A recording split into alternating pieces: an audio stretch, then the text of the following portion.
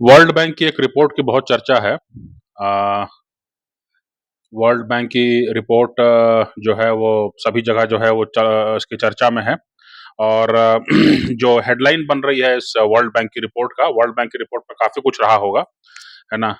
लेकिन जो चर्चा हो रही है, जो हेडलाइन बन रही है वो ये है कि भारत जो है उसको अगले 75 साल काम करने के बाद, एक बार फिर से सुनिए, भारत जो है उसको अगले 75 साल काम करेगा तो जो अमेरिका के पर कैपिटा है, उसका 1/4 पर पहुँच पाएगा, है ना? पर कैपिटा मतलब कि जो है औसत आमदनी जो है एक-एक व्यक्ति की जो है किसी देश में क्या है ना? वो पर कैपिटा होता है। तो औसत आमदनी का चौथाई जो है भारत पहुँच पाएगा 75 साल काम करने के बाद, है ना? अब 75 साल बड़ा लंबा वो है, उसके बारे में तो कोई कुछ नहीं कह सकता। आजकल तो जो है कुछ महीनों में जो है, कुछ सालों में जो है बहुत सारा कुछ बदल जा रहा है। तो लेकिन अब वर्ल्ड बैंक के जो जो जो माहिर लोग हैं उन्होंने जब जब काम किया है इस पर, तो और इस पर जो टिप्पणी बन रही है और जो इस पर जो हेडलाइन बन रही है ना? और ये कहा जा रहा है कि जो है India China run the risk of falling into middle income trap. यानी भारत और चीन जो हैं वो अब आबादी और टेक्नोलॉजी और जो जो उनका इनोवेशन है और जो इनकम लेवल है, उसमें जो है मिडल इनकम ट्रैप में फँस जाएँगे। इसका मतलब ये है कि जो है जो जो जो हायर इनकम जो यूएस पहुँच चुका है, तो भारत और चीन जो हैं वो जो हायर इनकम है वहाँ तक पहुँचने के पहले ही अपनी आबादी, अपनी डेमोग्राफ़ी को लूज़ कर जाएँगे और टेक्नोलॉजी और इनोवेशन के मामले में या इन्वेस्टमेंट के मामले में भी जो है वो आगे नहीं बढ़ पाएँगे, तो कहीं न कहीं वो एक मिडल इनकम ट्रैप में फँस जाएँगे। मतलब कि एक जो मध्यम आमदनी आपकी हो गई, अब वहीं पर आप फँसे हुए हैं, उससे आगे बढ़ नहीं पा रहे हैं, है ना? तो ये मिडिल इनकम ट्रैप भी जो है एक बहुत चर्चित विषय है। जैसे जापान वगैरह के बारे में भी जो है बीच में 80 के दशक में ये कहा जाता था कि ये भी जो है बहुत जल्दी से विकास कर रहा है और बहुत तेजी से जो है अमेरिका को पछाड़ देगा। लेकिन जो है फिर उसके बाद जो है बहुत तेजी से वहाँ बदलाव हुए और जापान कभी भी अमेरिका को पछाड़ नहीं पाया, है ना? और आज जो है वहाँ पर जो है डेमोग्राफी का जो है बहुत ज़बरदस्त संकट है। तो अब इस पर जो है चर्चा करनी चाहिए, है ना? जो इकोनॉमिस्ट हैं उनका अपना तरीका है देखने का चीज़ों को। हमारा अपना तरीका, हम आम लोग हैं। हमने भी जो है जो अपने जीवन में देखा है, जो समझा है उसके अनुसार हम काम करेंगे, उसके अनुसार हम बात करेंगे। तो हमने अपने जीवन में क्या देखा है? हमने अपने जीवन में देखा कि भई आप जो है खुले तौर पर जो है द्वितीय द्वितीय विश्व युद्ध के बाद जो है आपने दुनिया भर में अपने सैनिक अड्डे बनाए, हथियारों के मामले में जो हमेशा अपने आप का वर्चस्व बनाए रखा, है ना? ये कहीं न कहीं एक मूल है कि जो है हथियारों और अपने डॉलर का वर्चस्व बना करके, चूँकि देखिए ये दिलचस्पी वाली बात है कि यूरोप के जो विकसित देश हैं, उनसे जो है उनका तुलना अमेरिका से नहीं किया जा रहा है। जो भारत और चीन का जो है उसका तुलना किया जा रहा है अमेरिका के साथ। मतलब ये कहीं न कहीं अपेक्षा है कि भारत जो है वो अमेरिका को पछाड़ सकता है या अमेरिका के बराबरी कर सकता है या अमेरिका के नज़दीक पहुँच सकता है, या भारत की अर्थव्यवस्था जो है उतनी विकसित और उतनी उन्नत हो सकती है ना? तो अगर ये अपेक्षा है तो हमको उसी दृष्टिकोण से बात करना चाहिए। तो उसी दृष्टिकोण से हम बात करें तो हम ये देखते हैं कि जो है भारत जो है एक समाजवादी, एक सोशलिस्ट और कम्युनिस्ट इकोनॉमी को लेके चल रहा था। यहाँ पर जो है वो कई सारे संकट थे और जो है मामला ये था कि भई अ, उस समय जब भारत में 90 के पहले तक जो है कम से कम एक एसेंशियली सोशियो कम्युनिस्ट जो मॉडल था इकोनॉमी का वो ज़्यादा जो है चल रहा था। उस दौरान जो है अमेरिका के जो अपना अलायंस सिस्टम है, अमेरिका अकेले काम नहीं करता है, पूरा अलायंस बनाए काम करता है। उनका नेटो अलायंस है और भी कई तरह के उनके इकोनॉमिक अलायंसेस हैं। उसमें जो काम कर रहा था, तो उसमें जो है वो खुले तौर पर जो है गैस जला करके, तेल जला करके जो है, चाहे उसका पर्यावरण पर कुछ भी असर पड़ता रहा हो, लेकिन उन्होंने जो है अपनी अर्थव्यवस्था को विकास की गति दी, ठीक है? इसके बाद जब 90 के बाद जब सभी लोग जो हैं वो पूंजीवाद की तरफ बढ़े, है ना? रूस भी बढ़ा, चीन भी बढ़ा, भारत भी बढ़ा, है ना? जो पहले ये सोशियो एक कम्युनिस्ट मॉडल था, तो उसके बाद हम सभी जो है पूंजीवाद की ओर बढ़ गए, सभी ने जो है कैपिटल की तलाश शुरू की, कभी सभी ने कहा कि भई जो कर सकता है अर्थव्यवस्था के लिए वो करे, है ना? सभी ने कहा कि अगर जो है दारू बेचने से पैसा मिलता है तो दिक्कत क्या है? फिर इसमें जो है विवाद बंद हो गया, नैतिक प्रश्न बंद हो गए, है ना? अगर जो है शरीर दिखाने से जो है अगर पैसा मिलता है, इकोनॉमी को फ़ायदा होता है तो इसमें दिक्कत क्या है ना? तो नैतिक प्रश्न बंद हो गए और सभी जो है वो धड़धड़ाते हुए पूंजीवाद की ओर बढ़ चले। अब पूंजीवाद जो है वो 90 से लेकर के अब हम 2030 की ओर बढ़ रहे हैं, 2025 की ओर तो बढ़ ही रहे हैं, है ना? तो जो है कुल मिलाकर के आपका जो है वो 90 का दशक हो गया, 2000 से 2010 का दशक हो गया, 2020 का दशक हो गया, 30 साल ये हो गए और अब हम 5 साल और निकाल लिए इधर तो 35 साल जो है हम इस रास्ते पर चल पड़े हैं। 35 साल इस रास्ते पर चलने के बाद में हमको वर्ल्ड बैंक बता रहा है 35 साल इस रास्ते पर चलने के बाद में हमको वर्ल्ड बैंक बता रहा है, जबकि हमारे इतने लड़के-लड़की जो हैं वो अमेरिका से और यूरोप से पढ़ के आए हैं। इसके अलावा जो है ऑस्ट्रेलिया में जो है, कनाडा में जो है लाखों, यूक्रेन में जो है 20,000 18,000 लोग पढ़ रहे थे, जिनको कि युद्ध के समय निकालना पड़ा। इतना जो है भारत ने जो है शिक्षा में निवेश किया है। भारतीय लोग जो हैं अपने निजी स्तर पर जो है लोन लेकर के अपने अपने जो पूंजी है उसको बचा-बचा करके अपने लड़के-लड़कियों को पढ़ा रहे हैं। इसके बाद हमको 35 साल उस रास्ते पे चलने के बाद में हमको आज ये सुनना पड़ रहा है वर्ल्ड बैंक की ओर से कि और 75 साल आप काम करते रहेंगे तो आप यूएस के पर कैपिटा के चौथाई पहुंच पाएंगे, है ना? ये एक मतलब रास्ता बता रहे हैं वो। तो सवाल उठता है कि भाई यूएस के पर कैपिटा के चौथाई आप पहुंच पाएंगे 75 साल काम करने के बाद अभी से, है ना?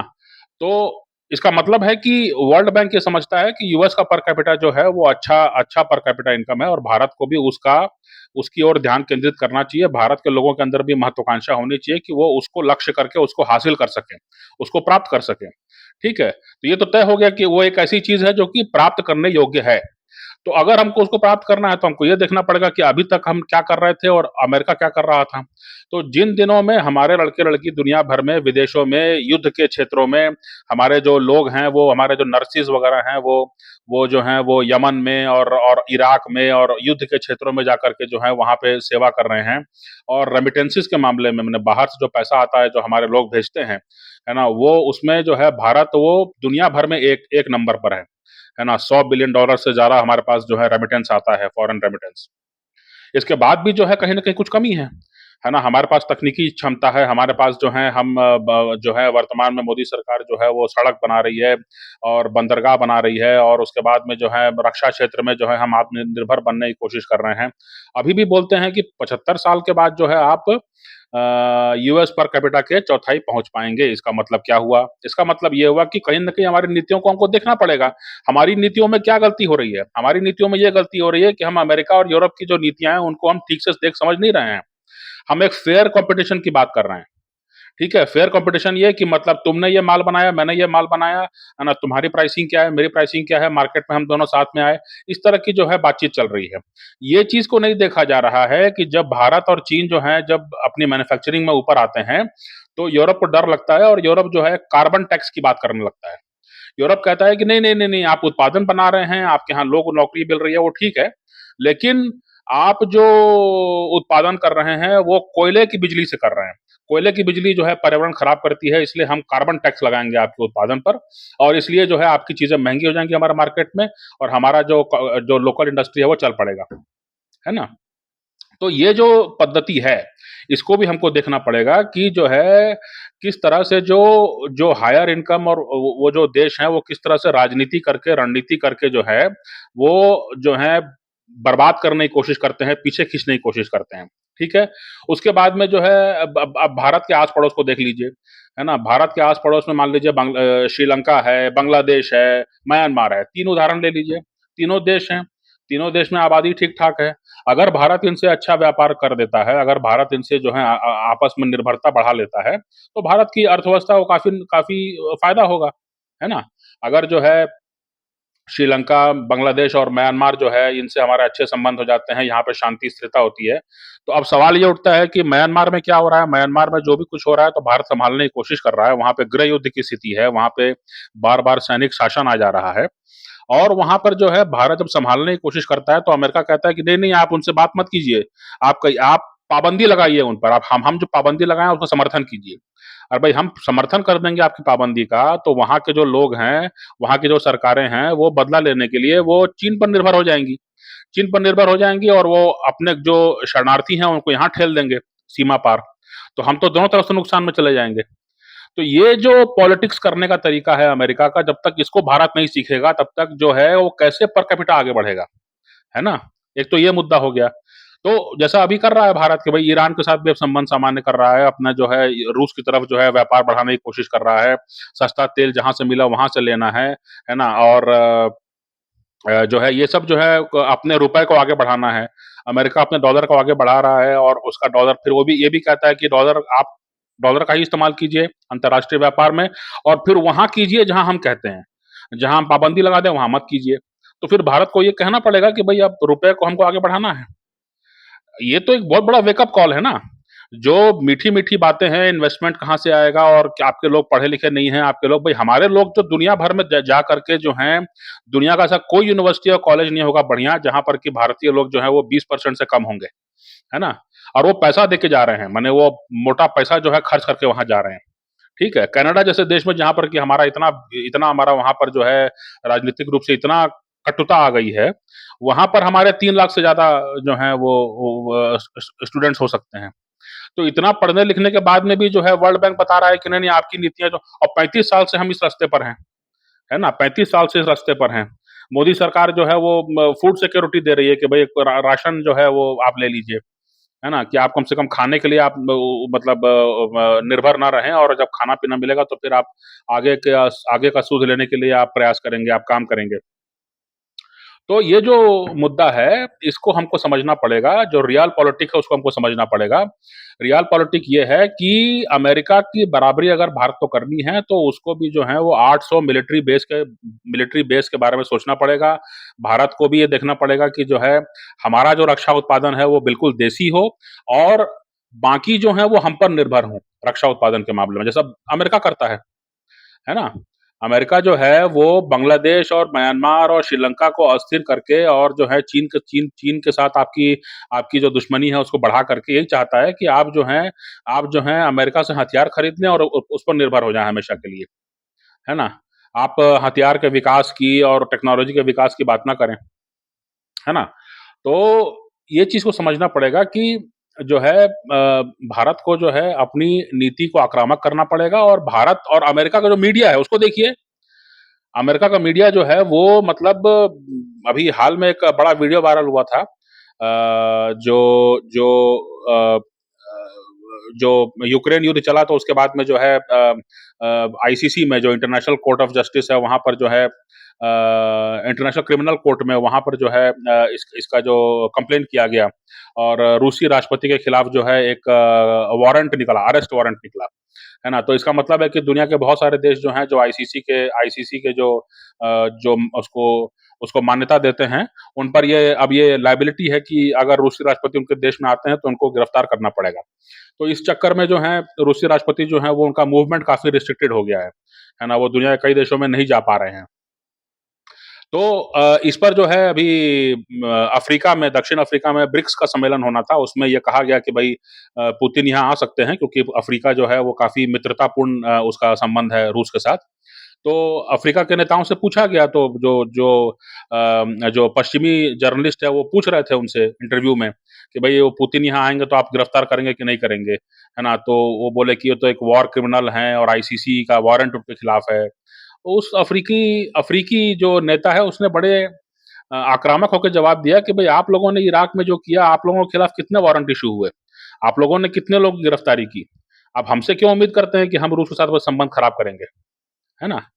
तो ये काफ़ी वायरल हुआ क्योंकि जिस तरह का दो-टूक जवाब दिया उस पत्रकार को तो पत्रकार गोरा था तो समझता था कि भई नियम-कायदे हम बनाएँगे और नियम-कायदे हम तोड़ेंगे और नियम-कायदों में शिथिलता हम लाएँगे, है ना? और हमारे कहे अनुसार सब चलेगा। तो वो मीडिया जो है वो काफ़ी वायरल हुआ और कम से कम जो जो ग्लोबल साउथ के देश हैं, वहाँ पर ये काफ़ी वायरल हुआ है वीडियो, है ना? जो जो निम्न और मध्यम वर्ग के देश हैं, जो जो अमेरिका और बाकी यूरोपीय देशों की लताड़ सुनते रहते हैं, बात सुनते रहते हैं, उनको डाँट-फटकार सुनते रहते हैं, उन पर निर्भर हैं कहीं न कहीं।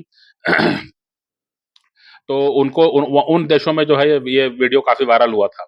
तो वही मेरा कहने का मतलब है कि जो है 800 मिलिट्री बेस जो है बनाना पड़ेगा, आपको रक्षा उत्पादन में विशेष ध्यान देना पड़ेगा, आपको जो है आपको ये सुनिश्चित करना पड़ेगा कि जैसे पश्चिम एशिया अगर पर पश्चिम एशिया में अगर ऊर्जा का भंडार है और उस ऊर्जा का भंडार का उपयोग करके वहाँ के देश उन्नत हो सकते हैं, आगे बढ़ सकते हैं, तो आपको सुनिश्चित करना पड़ेगा कि आप कोई ना कोई बहाने जो है वहाँ पे 30 साल तक जो है वहाँ पर बर्बादी करते रहें, वहाँ पे बम गिराते रहें, वहाँ पे आतंकवाद को प्रमोट करते रहें, ये आपको करना पड़ेगा, है ना? यही तो कर रहा है पश्चिम में, और क्या कर रहा है?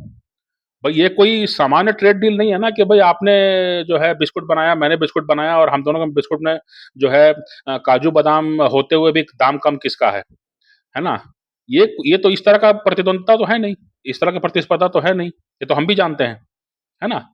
तो दुनिया भर में सैनिक हस्तक्षेप करने की क्षमता जो है, दुनिया भर में डॉलर के माध्यम से व्यापार करवाने की क्षमता जो अमेरिका में है, जब तक भारत उसका चौथाई तक नहीं पहुँचेगा, तब तक भारत जो है 75 साल, 80 साल, 750 साल, 1000 साल जो है काम करता रहे, वो अमेरिका की बराबरी नहीं कर सकता है। वर्ल्ड बैंक यही बताना चाह रहा है आपको मोटे तौर पर, है ना? हम तो यही समझेंगे ना।